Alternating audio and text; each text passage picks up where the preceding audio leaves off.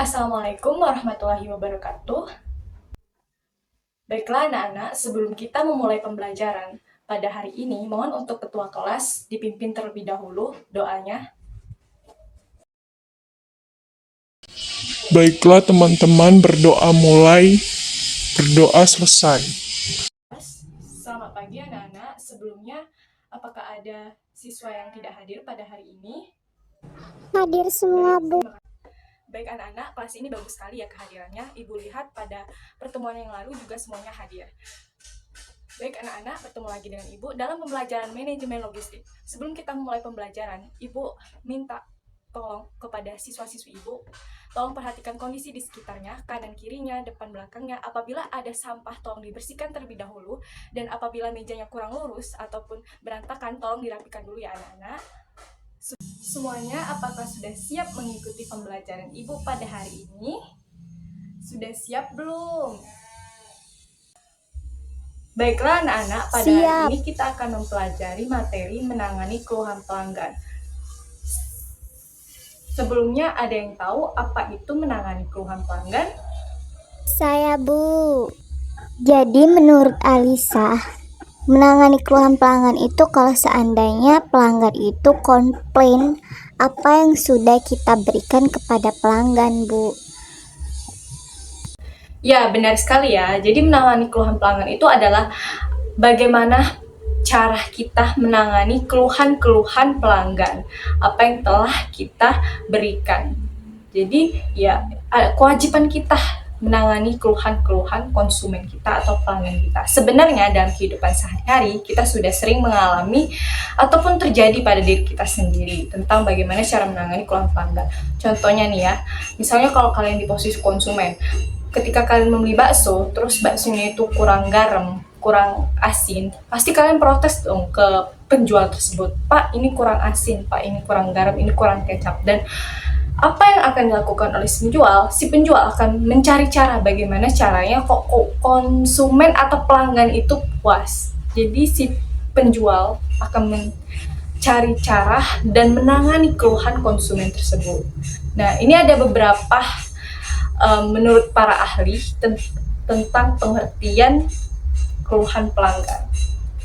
Menurut Azahra, tahun 2015, komplain adalah keluhan atau pengaduan konsumen kepada produsen.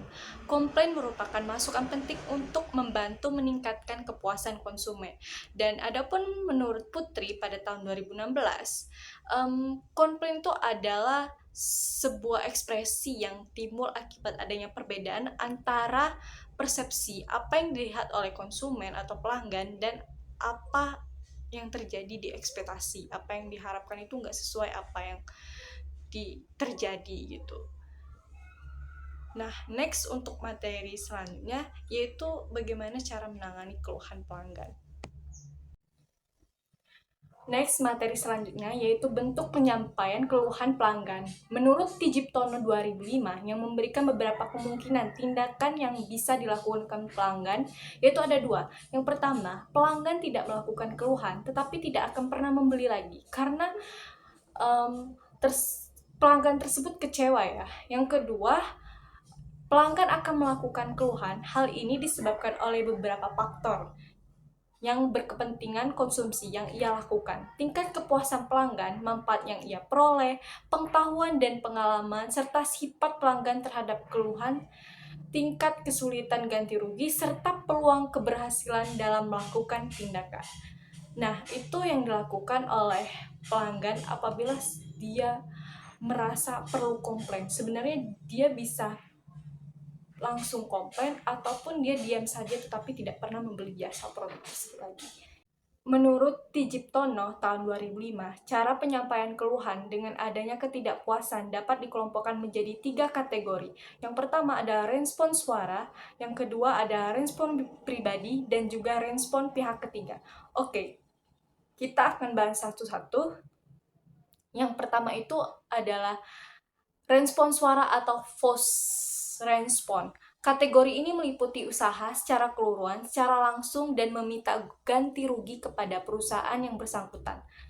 Bila pelanggan melakukan keluhan, maka perusahaan masih mungkin memperoleh beberapa manfaat yang dapat dilakukan oleh perusahaan. Yang pertama, pelanggan akan memberikan kesempatan sekali lagi pada perusahaan atas kesalahan apa yang dilakukan oleh mereka dan memuaskan mereka. Yang kedua, resikonya ya tentunya publikasi buruk itu dapat ditekan, baik publisitas dalam bentuk rekomendasi dari mulut ke mulut ataupun dari koran dan media massa. Yang ketiga, memberikan masukan mengenai kekurangan yang perlu diperbaiki dalam perusahaan tersebut. Baiklah, untuk materi selanjutnya yaitu bagaimana proses penanganan keluhan pelanggan. Sebenarnya ada berbagai metode yang dapat dipakai untuk mengatasi keluhan konsumen ataupun pelanggan dalam memberikan kepuasan yang optimal kepada pelanggan dan juga meningkatkan loyalitas terhadap jasa dan yang tentunya pada akhirnya akan memberikan keuntungan bagi kedua belah pihak. Nah, ini ada menurut Rizal dan Puryanto pada tahun 2019. Materi ini nanti akan Ibu share di grup ya, karena nggak ada PPT-nya. Nanti Ibu kirimkan link Google Drive-nya ya. Di situ ada materi, lembar kerja peserta didik, dan juga modul, bisa kalian lihat sendiri nanti. Nah, ada beberapa cara. Yang pertama itu kita menerima keluhan dulu, lalu kita akan menanggapinya, bagaimana menangani keluhan tersebut. Yang ketiga, kita akan meneliti apa sih yang penyebab dari konsumen tersebut mengeluh, dan selanjutnya kita akan mengatasi. Setelah mengatasinya, kita akan memeriksa apakah dia ini ada tindakan perbaikan atau justru nggak bisa diselesaikan, atau kan tidak. Selanjutnya itu kita akan menyelesaikan masalahnya. Jadi kita akan nextnya itu mengatasinya terlebih dahulu. Nah, setelah itu kita akan mengkompiliasi dan saatnya kita akan menyebarkannya kepada atasan atau manajemen ataupun gugusan yang lain ataupun petinggi-petinggi yang lain atau CEO-nya ya. Dan kemudian kita akan mengembangkan cara menggabungkan keluhan-keluhan dari konsumen tadi jadi sistem informasi manajemen, dan selanjutnya kita akan membuat proses kebijakan apa yang tepat dari keluhan-keluhan konsumen tersebut. Nah, pada saat meneliti di tahapan ketiga itu, tentunya kita juga perlu lagi nih menganalisis kira-kira kita ini menyerahkannya kepada siapa? Apakah kita masih sanggup menangani keluhan pelanggan tersebut? Kalaupun kita tidak sanggup, maka kita akan memberikannya kepada departemen ataupun organisasi yang tepat, atau kita akan menginformasikan pelanggan terhadap hasil dari proses penanganan keluhan pelanggan tadi. Nah, Ibu rasa sudah cukup materi kita pada hari ini. Sebelum Ibu menutup materi pada hari ini, Ibu minta satu siswa untuk menyampaikan kesimpulan pada pembelajaran kita. Ada yang bisa menyimpulkan materi hari ini? Silakan. Saya Bu, jadi keluhan pelanggan itu adalah komplain atau pengaduan konsumen kepada produsen, di mana komplain itu sangat penting Bu untuk membantu dalam meningkatkan kepuasan konsumen. Nah, bentuk penyampaian keluhan pelanggan ini tentunya terbagi jadi dua. Yang pertama, pelanggan itu tidak mengeluh, tetapi apa yang dia rasakan itu dia nggak mau lagi Bu belanja tempat kita ataupun berlangganan dengan kita. Yang kedua, tentunya pelanggan itu akan melakukan keluhan yang tentunya bermanfaat untuk perusahaan. Nah, selanjutnya itu Bu, cara penyampaian itu ada 3 Bu. Ada respon suara, respon pribadi, respon pihak ketiga. Nah, materi terakhir itu Ibu menyampaikan bahwa proses penanganan keluhan pelanggan itu ada berbagai cara Bu, agar perusahaan itu dapat meningkatkan loyalitas terhadap jasa. Dan tentunya pada akhirnya itu akan memberikan keuntungan kepada kedua belah pihak. Baik, Ibu rasa sudah cukup ya materi pada pertemuan kita kali ini. Sudah banyak apa yang telah Ibu jelaskan dan juga yang telah Ibu berikan. Ibu akan menginformasikan tugas proyek yang akan kalian kerjakan. Jadi ini tugas proyeknya itu ada dua, yaitu individu, tugas proyek kelompok, dan juga individu. Nah, tugas proyek itu Ibu minta kalian membagi kelompok itu terdiri dari 5 orang yang tentunya nanti akan membuat makalah dan dipresentasikan minggu depan.